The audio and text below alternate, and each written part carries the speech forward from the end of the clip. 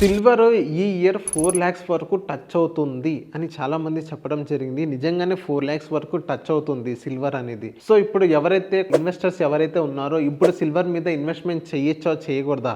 So ఇంకోటి ఏంటంటే gold కూడా విపరీతంగా పెరుగుకుంటూ పోతుంది. సో ఈ సిచ్యువేషన్స్లో ఏంటంటే ఇన్వెస్ట్మెంట్ చేయొచ్చా చేయకూడదా? సో చాలామంది అడగడం జరిగింది.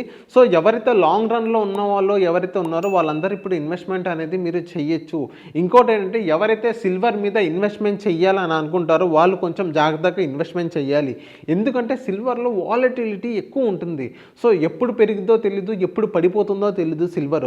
సో ఎవరైతే సిల్వర్ మీద హ్యూజ్ అమౌంట్ పెట్టేటోళ్ళు ఎవరైతే ఉన్నారో వాళ్ళు కొంచెం జాగ్రత్తగా ఉండండి.